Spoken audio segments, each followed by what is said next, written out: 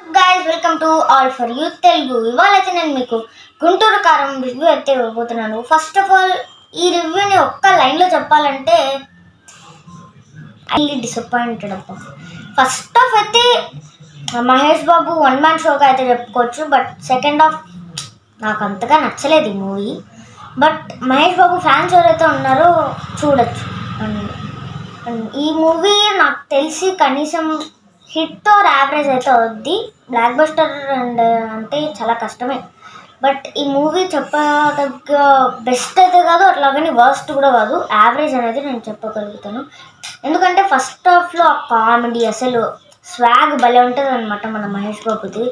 And ఒక్క లైన్లో plot చెప్పాలంటే చిన్నప్పుడే మహేష్ బాబు వాళ్ళమ్మ బంధం దించేసుకుంటుంది అనమాట. నెక్స్ట్ మన మహేష్ బాబు వాళ్ళమ్మతో కలిసాడా లేదా అనేది అంతే.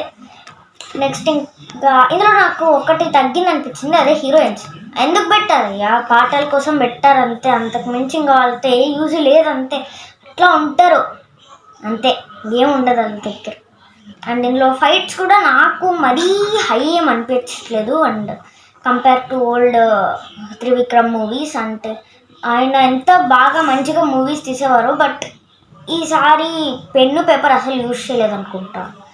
అండ్ అసలు ఫైట్స్ అయితే వరస్ట్ అని నేను చెప్పలేం, బట్ నాకు మాత్రం నిజంగా చెప్పాలంటే వరస్ట్గానే అనిపిస్తున్నాయి అక్కడక్కడ. అవి ఏంటో నేను అసలు.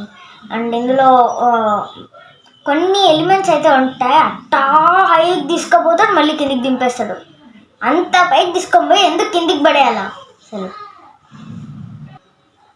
మీరు బాబు ఫ్యాన్స్ అయితే go and check it out the Guntur Kaaram movie. And నేను అసలు ఎక్స్పెక్ట్ చేయలేదు మరీ ఇట్లా ఉంటుందనని. నేనేదో హై ఎక్స్పెక్టేషన్స్ పెట్టుకొని వెళ్ళా, బట్ ఐ వాజ్ డిసప్పాయింటెడ్.